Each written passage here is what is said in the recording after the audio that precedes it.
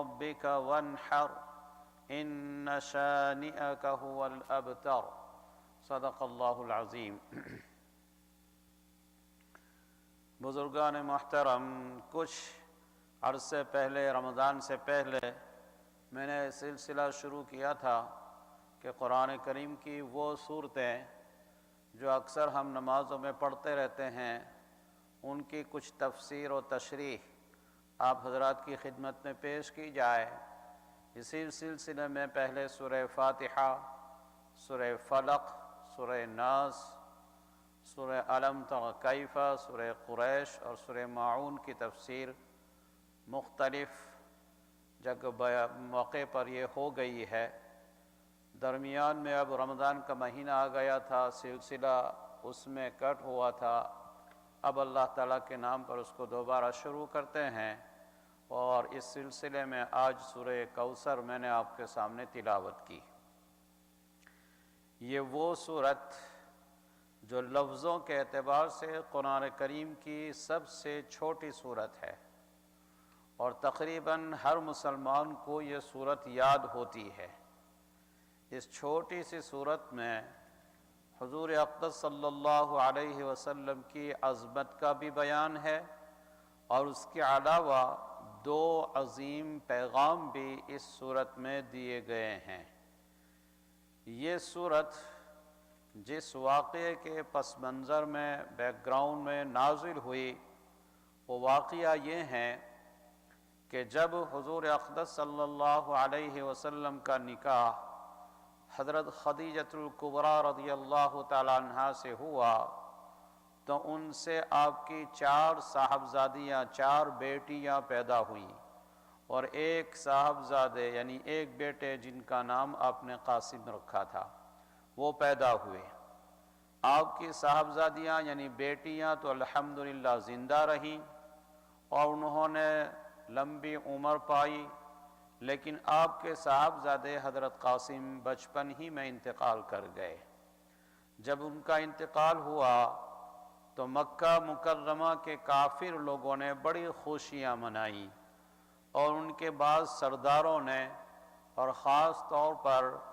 عاص بن while نے کسی مجلس میں کہا کہ دیکھو حضور اقدس صلی اللہ علیہ وسلم کی کوئی نرینہ اولاد نہیں ہے، اور جو اولاد پیدا ہوئی تھی اس کا انتقال ہو گیا، لہذا آپ کی تو نسل ہی نہیں چلے گی، اور جب آپ کا بیٹا نہیں ہے تو آپ کے انتقال کے بعد نعوذ باللہ آپ کا کوئی نام لینے والا بھی نہیں ہوگا، اور آپ کے بعد آپ کی تحریک اور آپ کا دین خود بخود ختم ہو جائے گا۔ ایک محفل میں اس نے یہ بات کہی۔ چونکہ اہل عرب کے یہاں یہ دستور تھا کہ اگر کسی کے ہاں بیٹا پیدا ہو تو بڑی خوش نصیبی سمجھتے تھے، اور کہتے تھے کہ اس کی نسل اس سے چلے گی، اور اگر بیٹی پیدا ہو تو اس کی پیدائش کو برا سمجھتے تھے، عار سمجھتے تھے، اور باپ لوگوں سے منہ چھپاتا پھرتا تھا اور یہ کہتا تھا کہ میں کیا کروں، میرے یہاں بیٹی پیدا ہو گئی ہے۔ اسی وجہ سے بیٹیوں کو زندہ دفن کر دیا کرتے تھے۔ چونکہ حضور اقدس صلی اللہ علیہ وسلم کی بیٹیاں زندہ تھیں اور بیٹا کوئی نہیں تھا، اور جو پیدا ہوا تو اس کا انتقال ہو گیا، تو اس پر کفار نے بڑی خوشیاں منائیں، اور حضور اکرم صلی اللہ علیہ وسلم کی شان میں گستاخیاں بھی کی، اور یہ پیشین گوئیاں بھی کہیں کہ آپ کے بعد آپ کا دن چلنے والا نہیں۔ اس کے جواب میں یہ سورت نازل ہوئی جو 3 آیتوں پر مشتمل ہے۔ ایک حدیث میں حضرت انس رضی اللہ تعالیٰ عنہ بیان فرماتے ہیں کہ ایک مرتبہ حضور اقدس صلی اللہ علیہ وسلم تشریف فرما تھے، آپ کے اوپر وہ کیفیت طاری ہوئی جو وحی کے نازل ہوتے وقت ہوتی ہے۔ جب آپ پر وحی نازل ہوتی تو آپ پر ایک غشی کی، بے ہوشی جیسی کیفیت طاری ہو جاتی تھی، وہی کیفیت آپ پر طاری ہوئی۔ جب وہ کیفیت آپ کے اوپر سے دور ہوئی تو آپ نے تبسم فرمایا اور مسکراتے ہوئے صحابہ کرام کو دیکھا۔ صحابہ کرام نے پوچھا کہ یا رسول اللہ آپ کس بات پر مسکرا رہے ہیں؟ کس بات پر خوشی کا اظہار فرما رہے ہیں؟ آپ نے فرمایا کہ ابھی ابھی میرے اوپر ایک سورت نازل ہوئی ہے، اور پھر آپ نے یہ سورہ کوثر صحابہ کرام کو سنائی، انا اعطیناک الکوثر فصل لربک وانحر ان شانئک هو الابتر، یعنی اے نبی یقین جانو ہم نے تمہیں کوثر عطا فرمائی، لہذا تم اپنے پروردگار کے لیے نماز پڑھتے رہو اور قربانی کرتے رہو، یقین جانو تمہارا دشمن ہی ابتر ہے، یعنی اس کی نسل نہیں چلے گی۔ وہ یہ کہہ رہا ہے کہ حضور کی نسل نہیں چلے گی، حقیقت میں آپ کے دشمن کی نسل نہیں چلے گی۔ آپ کو ہم نے کوثر عطا کی۔ کوثر کے لفظی معنی بہت بھلائی اور خیر کثیر کے آتے ہیں، اور خود اس حدیث میں جو ابھی آپ حضرات کے سامنے عرض کی کہ حضور اقدس صلی اللہ علیہ وسلم آپ پر جب یہ صورت نازل ہوئی تو آپ نے تبسم فرمایا، اور آپ نے صحابہ کرام سے پوچھا کہ اتدرون ما الکوثر، کیا تم جانتے ہو کہ کوثر کیا چیز ہے؟ پھر خود ہی اس کی تشریح فرمائی کہ کوثر جنت کی ایک نہر ہے، اور اسی نہر سے یہ حوض نکلی ہے جس کا نام حوض کوثر ہے، اور اس حوض کوثر پر پانی پینے کے اتنے برتن اور پیالے ہوں گے جتنے آسمان کے ستارے، اور اس کا پانی اتنا شفاف اور اتنا میٹھا ہوگا کہ دنیا میں کسی نے آج تک ایسا پانی نہیں پیا، اور وہ حوض اتنا خوبصورت ہوگا کہ دنیا نے آج تک اس کی کوئی نظیر نہیں دیکھی۔ اس حوض سے حضور اقدس صلی اللہ علیہ وسلم مسلمانوں کو پانی پلائیں گے۔ اللہ تعالی ہم سب کو یہ نصیب کرے۔ یہ نہر اصل میں تو جنت میں ہوگی، یعنی نہر کوثر اور حوض کوثر میدان حشر میں ہوگا، جب تمام انسانوں کو حساب کتاب کے لیے دوبارہ زندہ کیا جائے گا، تو اس وقت افراتفری کا اور نفسا نفسی کا عالم ہوگا، گرمی شدید ہوگی، لوگ گرمی کی شدت سے پریشان ہوں گے، پسینے میں شرابور ہو رہے ہوں گے۔ اس حالت میں یہ حوض میدان حشر میں حضور اقدم صلی اللہ علیہ وسلم کو عطا کیا جائے گا، اور اس حوض میں جنت کی نہر کوثر سے 2 پرنالے گر رہے ہوں گے جو اس حوض کو بھر رہے ہوں گے، اور حضور اقدس صلی اللہ علیہ وسلم اپنی امت کے لوگوں کو اسی سے پانی پلا رہے ہوں گے۔ انا اعطیناک الکوثر، یعنی یقین جانو ہم نے تو تمہیں کوثر عطا کی ہے، یعنی یہ بدبخت تو یہ کہہ رہے ہیں کہ آپ کے بعد آپ کا نام لینے والا کوئی نہیں رہے گا اور آپ کی نسل نہیں چلے گی۔ ارے آپ کی نسل تو اس طرح چلے گی اور آپ کے نام لیوا اس طرح دنیا میں رہیں گے کہ جب حوض کوثر پر آپ کھڑے ہوں گے تو آپ کے متبعین کے ریلے آپ کے پاس حوض کوثر پر آ رہے ہوں گے، اور آپ ان کو حوض کوثر سے پانی پلا رہے ہوں گے۔ اسی حدیث میں حضور اقدس صلی اللہ علیہ وسلم نے یہ بھی ارشاد فرمایا کہ میری امت کے لوگ اس سخت گرمی کے عالم میں حوض کوثر پر آئیں گے اور پانی پئیں گے، اور جو شخص ایک مرتبہ پانی پی لے گا اس کے بعد اس کو شدید پیاس کی تکلیف کبھی نہیں ہوگی، لیکن کچھ لوگ حوض کوثر کے قریب آ رہے ہوں گے تو فرشتے ان کو پیچھے ہٹا رہے ہوں گے اور دھکیل رہے ہوں گے، حالانکہ وہ بھی میری امت کے لوگ ہوں گے۔ میں فرشتوں سے کہوں گا کہ یہ تو میری امت کے لوگ ہیں، پھر آپ ان کو کیوں حوض کوثر سے دور کر رہے ہیں؟ جواب میں وہ فرشتے کہیں گے انک لا تدری ما احدثوا بعدک، آپ کو پتہ نہیں ہے کہ آپ کے دنیا سے چلے جانے کے بعد انہوں نے کیا کام کیے۔ انہوں نے آپ کے جانے کے بعد کفر اختیار کر لیا تھا، نفاق میں مبتلا ہو گئے تھے، لہذا اگرچہ یہ آپ کی امت کے افراد تو ہیں،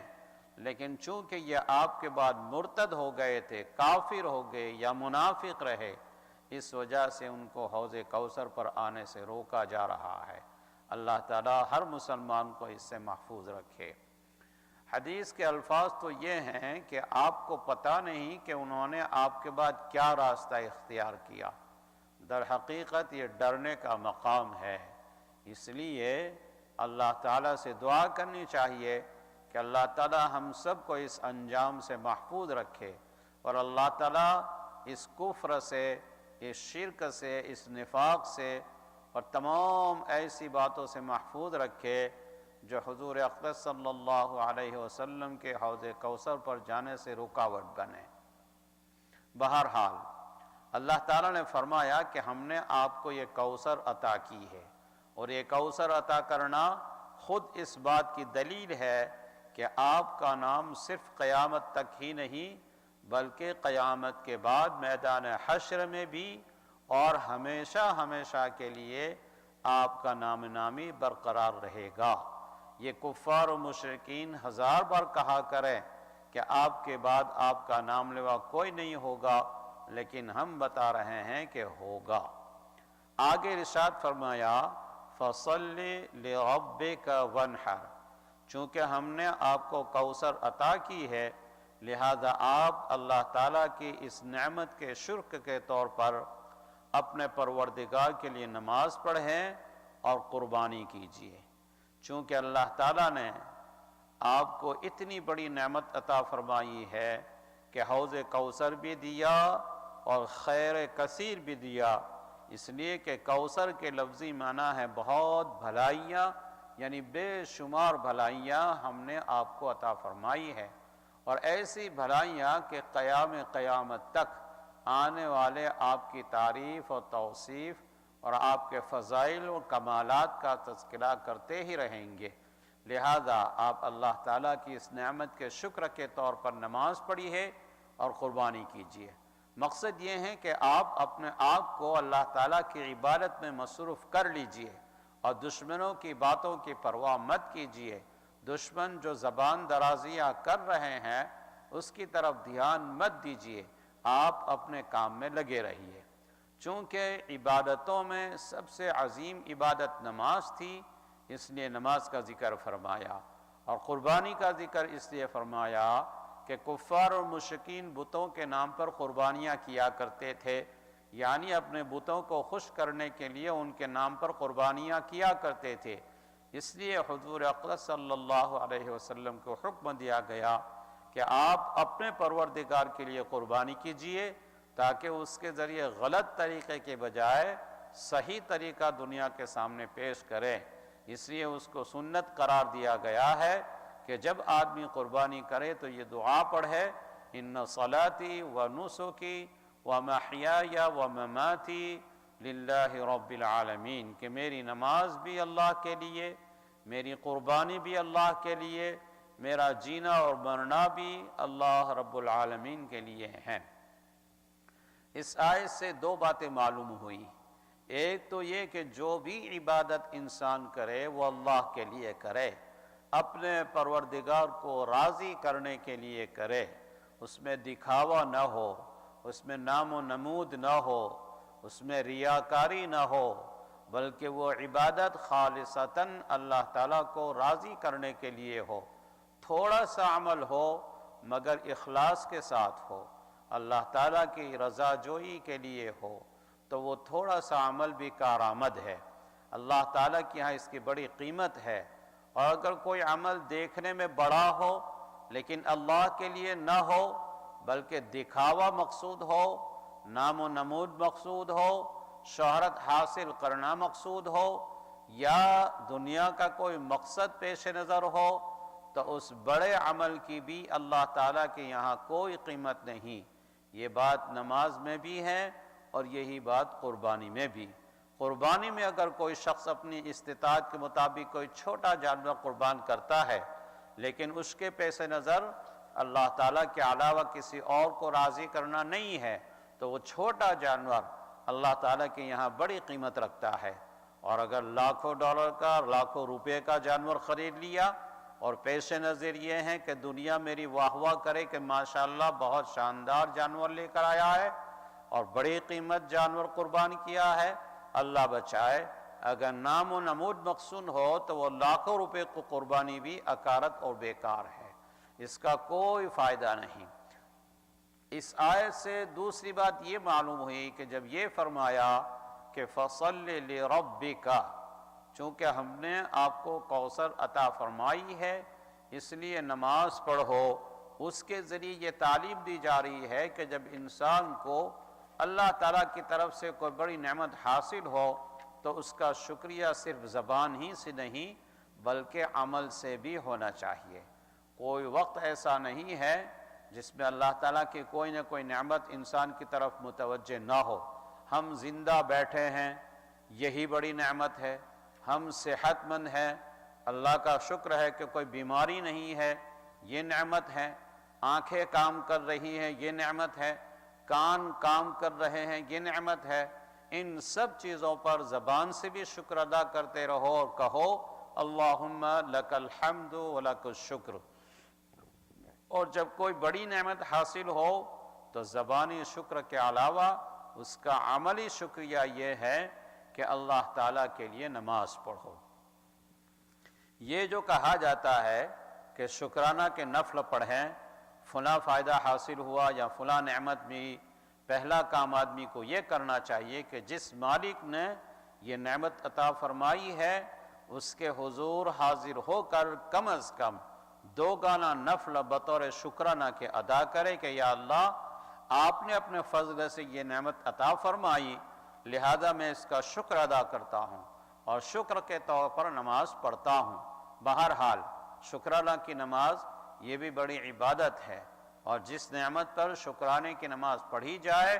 امید یہ ہے کہ اللہ تعالیٰ اس نعمت میں اور اضافہ فرمائیں گے۔ لَإِن شَكَرْتُمْ لَأَزِيدَنَّكُمْ، کہ اگر تم شکر ادا کرو گے تو میں تمہاری نعمتوں میں اور اضافہ کروں گا، لہذا شکر گزار بنو۔ اور شکر گزار بننے کا بہترین طریقہ یہ ہے کہ جب کوئی بڑا فائدہ حاصل ہو یا بڑی نعمت حاصل ہو تو اللہ تعالیٰ کے سامنے نماز پڑھو۔ بہرحال دوسرا سبق اس آیت سے یہ ملا کہ ہر نعمت پر اللہ تعالیٰ کا شکر ادا کرنا چاہیے، اور اس کا سب سے عمدہ طریقہ نماز شکرانہ ادا کرنا ہے۔ پھر آخر میں فرمایا ان شانئک هو الابتر، آپ تو اللہ تعالیٰ کی عبادت میں مشغول رہیے، اور یہ جو آپ کے دشمن یہ کہہ رہے ہیں کہ آپ معاذ اللہ ابتر ہیں، ابتر اس کو کہتے ہیں جس کی نسل آگے نہ چلے۔ آپ کی نسل تو انشاءاللہ ایسی چلے گی کہ دنیا میں کسی کی نسل اتنی نہیں چلی ہوگی، البتہ آپ کا دشمن جو یہ بات کہہ رہا ہے اسی کی نسل کٹی ہوئی ہے کہ اس کی نسل اس طرح ختم ہو جائے گی کہ اس کا کوئی نام لینے والا بھی باقی نہیں رہے گا۔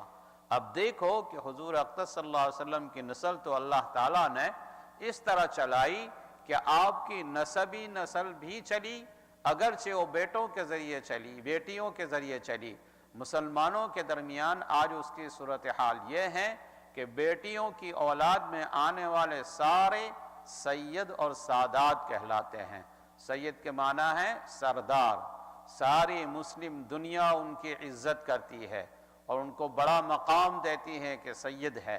یہ اشراف میں سے ہیں، یہ حضور اقدس صلی اللہ علیہ وسلم کی اولاد میں سے ہیں، لہذا ان کا احترام کیا جاتا ہے اور ان کی عزت کی جاتی ہے، ان کو سروں پر بٹھایا جاتا ہے۔ بہرحال آپ کی نسبی نسل تو اس طرح چلی، اور روحانی نسل اس طرح چلی کہ دنیا میں کسی بھی پیغمبر، کسی بھی واعظ، کسی لیڈر، کسی رہنما کے اتنے متبعین نہیں ہوئے جتنے حضور اقدس صلی اللہ علیہ وسلم کے ہوئے۔ آج پورے روئے زمین پر گویا کوئی گوشہ ایسا نہیں ہے جو اشہد ان محمد الرسول اللہ کی صداؤں سے نہ گونج رہا ہو، اور 24 گھنٹوں میں کوئی لمحہ ایسا نہیں ہے کہ روئے زمین پر کہیں نہ کہیں اشہد ان محمد الرسول اللہ کی صدا بلند نہ ہو رہی ہو۔ اس وقت بھی کہیں نہ کہیں اذان ہو رہی ہوگی، کہیں فجر کی اذان، کہیں ظہر کی اذان، کہیں عصر کی اذان، کہیں مغرب کی اور کہیں عشاء کی۔ روئے زمین پر ہر وقت نماز کا ایک نیا وقت داخل ہوتا رہتا ہے اور اذان ہوتی رہتی ہے، لہذا کوئی وقت ایسا نہیں ہے جس میں حضور اقدس صلی اللہ علیہ وسلم کی عظمت اور تقدیس کے ترانے نہ گائے جا رہے ہو، اور جس میں حضور اقدس صلی اللہ علیہ وسلم کی عظمت کا بیان نہ ہو رہا ہو۔ اللہ تعالیٰ نے حضور اقدس صلی اللہ علیہ وسلم کو یہ بلند مقام عطا فرمایا جو اس کائنات میں کسی اور مخلوق کو میسر نہیں ہوا، لہذا کہنے والے ہزار کہا کرے اور آپ کی شان میں گستاخیاں کیا کرے، معاذ اللہ اپنی زبان خراب کیا کرے، اپنی آخرت خراب کیا کرے، لیکن اللہ تعالیٰ نے آپ کو مقام بخشا ہے کہ رہتی دنیا تک بلکہ دنیا کے بعد بھی آپ کا تذکرہ، آپ کی تعریفیں، آپ کی عظمت اور تقدیس کا بیان جاری رہے گا، اور ان دشمنوں کا کوئی نام لوا بھی نہیں رہے گا۔ جس شخص نے بات کہی تھی اس کا نام عاص بن وائل تھا، لیکن آج کوئی بھی نہیں جانتا کہ عاص بن وائل کون تھا، اور اگر کسی کا نام دنیا میں رہا بھی تو برائی کے ساتھ باقی رہا، اور خود حضور اقدس صلی اللہ علیہ وسلم کی احادیث میں اس کا نام آیا تو اس کی وجہ سے باقی رہ گیا، ورنہ اس کا جاننے والا اور اچھائی سے اس کا نام لینے والا کوئی بھی موجود نہیں۔ جس وقت اس نے یہ بات کہی تھی اس وقت عاص بن وائل کا طوطا بولتا تھا اور اس کے سرداری کے ترانے گائے جاتے تھے، اور یہ محسوس ہوتا تھا کہ اس کی شہرت کا سورج کبھی غروب نہیں ہوگا، جبکہ اس زمانے میں حضور اقدس صلی اللہ علیہ وسلم کے متبعین تھوڑے تھے اور مجبور اور مقہور تھے، تنہائیوں میں تھے، چھپ چھپ کر نماز پڑھنے والے تھے، لیکن اللہ تعالیٰ نے اس وقت یہ پیشین گوئی فرمائی تھی کہ یہ شخص تو تباہ ہو جائے گا اور اس کا نام بھی باقی نہیں رہے گا، اور حضور کا نام قیامت تک باقی رہے گا۔ الحمدللہ یہ بات ہر شخص کھلی آنکھوں سے مشاہدہ کرتا ہے۔ اللہ تعالیٰ اپنے فضل و کرم سے ہمیں جناب رسول اللہ صلی اللہ علیہ وسلم کی تشریف آوری کی نعمت کو قدر کرنے کی توفیق عطا فرمائے اور آپ کی تعلیمات پر عمل کی توفیق عطا فرمائے، آمین۔ انشاءاللہ دوسری مجلس میں اس کے بعد سورہ ماعون ارأیت الذی یکذب بالدین کی تھوڑی سی تشریح ہوگی۔ سبحان اللہ وبحمدہ، سبحانک اللہم وبحمدک، ونشہد ان لا الہ الا انت ونستغفرک ونتوب الیک۔